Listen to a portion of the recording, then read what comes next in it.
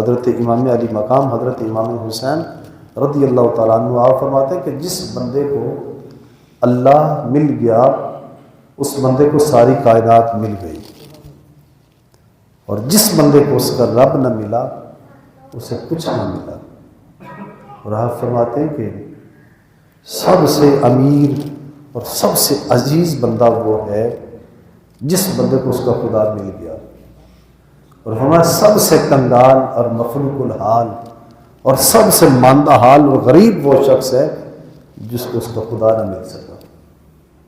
تو لہٰذا ہم اپنے اپنے گربانوں میں جھانک کے دیکھیں کہ ہمارے شب و روز کی مصروفیات میں کتنی دیر کے لیے یہ شوق، انتظار، یہ لگن، یہ امید ہمارے دل میں آتی ہے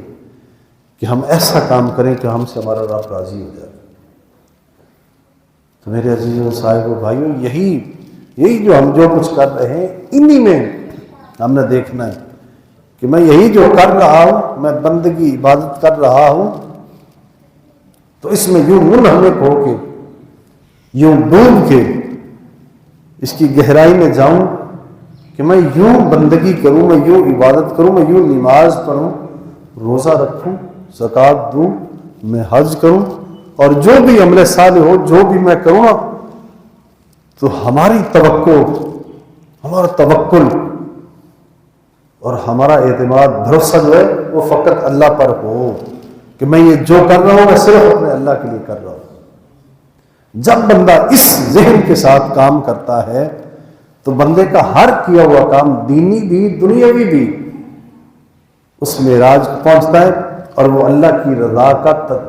حصول اس کو ثابت ہو جاتا ہے۔ اللہ کی رضا اس بندے کو پھر حاصل ہوتی ہے جب بندہ یہ ٹھان لیتا ہے کہ میں یہ جو کام کر رہا ہوں اس لیے کہ میرا اللہ مجھ سے راضی ہو جائے۔ جب بندہ پھر یقیناً پھر اس بندے کو وہ ثمرات، وہ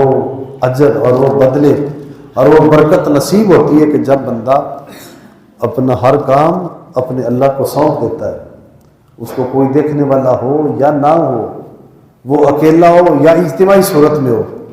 جس بندے کا یہ نظریہ اور یہ فکر سوچ پختہ ہو جاتی ہے کہ میں جو کام بھی کروں گا اس لیے کروں گا کہ میرا اللہ مجھ سے راضی ہو جائے، تو پھر اللہ کریم اس بندے کی رضا میں اپنی رضا کو شامل فرما دیتا ہے، اور اس بندے کی اس عمل کو، اس کی طلب کو، اس کی محنت کو اللہ کریم قبول کر دینا۔ اور نہ ہم تم سے کوئی شکریہ چاہتے بلکہ یہ جو کچھ دے رہے ہیں یہ تو ہم اللہ کے لیے دے رہے ہیں۔ تو یہ وہ مقام ہے کہ جب بندہ اس صورتحال کے ساتھ، اس شوق کے ساتھ جب بندہ کوئی عمل یا فعل کرتا ہے تو اللہ کریم اپنے بندوں کے راضی ہوتا ہے، اسے محروم نہیں لوٹاتا بلکہ اپنے ان بندوں سے راضی ہوتا ہے۔ ہمارے اولیاء کاملین، ہمارے سلف صالحین ایسے گزرے ہیں کہ راتوں کو نکل کے، رات کے اندھیروں میں، تاریکیوں میں وہ لوگوں کی مدد کیا کرتے تھے، مشکلات آسان کیا کرتے تھے۔ صرف یہ خیرات اور یہ صدقات اور یہ تعاون، یہ خدمت صرف پیسے سے نہیں۔ اگر کوئی بندہ کسی مشکل میں گھرا ہوا ہے، کوئی مصیبت میں گھرا ہوا ہے، تو کسی سے کہہ دینا کہ فلاں بندے اس مشکل میں، مصیبت میں، اس بندے کی مشکل کو حل کر دو ذرا۔ اگر کوئی افسر ہے وہ ایسا کر دے، کوئی جج ایسا ہے وہ کر دے، کوئی بھی ہو،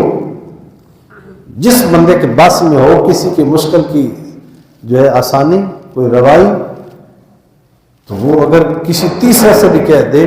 تو وہ مشکل یوں بھی اگر حل ہو جائے تو اللہ کریم تو دیکھ رہا ہے نا، وہ تو ہر وقت دیکھ رہا ہے، سارے معاملات کو جان رہا ہے، وہ لطیف بھی ہے، خبیر بھی ہے، باریک بین بھی ہے، ہر عمل کی وہ خبر بھی رکھنے والا ہے۔ جیسے نزدیک سے دیکھتا ہے ویسے دور سے بھی دیکھتا ہے، جیسے نزدیک سے سنتا ہے ویسے دور سے بھی سنتا ہے، ہر عمل سے وہ تو واقف ہے نا، وہ تو واقف ہے نا، اس سے تو کوئی چیز ڈکی چھپی نہیں۔ یعلم خائنۃ الاعین وما تخفی الصدور، فرمایا کہ ان اللہ یعلم خائنۃ الاعین، بے شک اللہ وہ تو تمہاری آنکھوں کی خیانت کو بھی جانتا ہے۔ یہ جو بندہ یہ کسی کو آنکھ مار لیتا نا، آنکھ مار لیتا ہے، آنکھ دبا لیتا ہے اور آنکھ ہی آنکھ میں اشارہ کر لیتا ہے، تو قرآن مجید نے سب سے یہ خفیہ، اس ہماری خفیہ سازش کو بھی واضح فرمایا ہے کہ تمہارا رب تو وہ رب ہے جو آنکھوں کی خیانت کو بھی جانتا ہے، وما تخفی الصدور، اور جو کچھ سینوں میں چھپا ہوا ہے وہ تو اس کو بھی جانتا ہے۔ تو لہذا میرے آج جس بات کا جو مقصد ہے اور جو میں آپ کو پیغام دے رہا ہوں وہ ہے حصول رضا الہی، اللہ کی رضا کا حاصل کرنا، اور اپنی پوری زندگی میں اپنے ہر چھوٹے سے چھوٹا عمل اور ہر بڑے سے بڑا عمل جو ہے اس میں یہ لازم ہو کہ ہمارا یہ یقین ہو کہ میں جو کچھ کروں تو فقط اس لیے کروں کہ میرا رب مجھ سے راضی ہو جائے، میرا رب مجھ سے راضی ہو جائے۔ اس عظیم مقصد سے جب سے ہم ہٹے ہیں تو پوری امت آج تنزلی کی طرف جا رہی ہے۔ آج صرف ملک پاکستان نہیں بلکہ بیرون ممالک میں جہاں مسلمان بس رہے ہیں، آج ہماری بد نصیبی یہی ہے کہ اکثریت سے کہ آج ہمارے دلوں میں وہ اللہ کی رضا کا حاصل کرنے کا جو شوق تھا وہ کم ہوتا جا رہا ہے۔ دوبارہ یہی شوق بڑھے، یہی انتظار بڑھے کہ ہمارے ہر فعل عمل میں یہ بات ہو کہ ہمارا رب ہم سے راضی ہو۔ جب یہ مقصد بنے گا اور اس مقصد کو ہم زندہ کریں گے کہ ہمارا رب ہم سے راضی ہو، تو پھر کیسے ہو سکتا ہے کہ بندہ اپنے رب کو راضی کرنے کی کوشش کرے اور وہ رب راضی نہ ہو؟ یہ کیسے ہو سکتا ہے؟ وہ تو بڑا مہربان ہے، اپنی مہربانی اور اپنی رحمانی کو بیان کرنے کے لیے، واضح کرنے کے لیے اس نے مختلف اپنے نام بتائے، ذرا مختلف نام، مختلف اسماء۔ جیسے رحمان ہے نا کہ وہ بڑا رحمان ہے، بڑا رحم فرمانے والا ہے، ویسے رحیم بھی ہے، اور جیسے رحیم ہے ویسے رؤوف بھی ہے، اور جیسے رؤوف ہے ویسے کریم بھی ہے، اور جیسے کریم ہے ویسے رقیب بھی ہے۔ یعنی ہر حوالے سے اس نے